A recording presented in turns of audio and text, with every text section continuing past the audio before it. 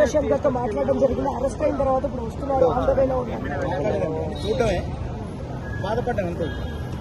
అంటే ఇంత మంచి ఆనంద ఉత్సవంలో ఎందుకు జరిగింది, అసలు ఏంటి, ఏం జరిగిందో నాకు తెలుస్తుంది. నేను కూడా నా కార్లో కూడా వస్తున్నప్పుడు చాలా మంది జనాలు, అంటే ఒక సెలబ్రేషన్ జరిగేటప్పుడు జనాలు గుమిగూడతారు. అందులో రకరకాల వ్యక్తులు ఉంటారు. కొంతమంది వ్యక్తులతో అంతమంది జనాలకు న్యాయం వస్తుంది. అంత మాత్రాన ఒక మంచి పేరు తెచ్చుకున్నటువంటి వ్యక్తి ఇలా ఎందుకు జరిగింది ఆయనకు అనే దాని మీద నాకు కూడా అర్థం కాదు.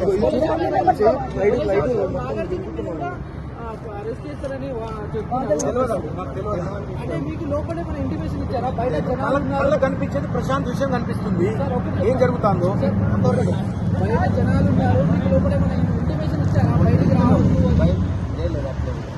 ఇంటిమేషన్ అంటే ఇంటిమేషన్ ఎట్లా ఇస్తారు అంటే వాళ్ళు ఫలానా టైంకి వెళ్ళండి అంటారు. వాళ్ళు జాగ్రత్తగా వెళ్ళండి. బయట పోలీసు వాళ్ళు కూడా ఉన్నారు, బారికేడ్స్ కూడా ఉన్నాయండి. ఆ రకంగా మీరు ఒక 5-6 కార్లు ఒకేసారి పెట్టారు, వరుసగా పెట్టి పంపించారు మమ్మల్ని. అందులో నేను కూడా ఉన్నాను. సో జనాలు ఒకేసారి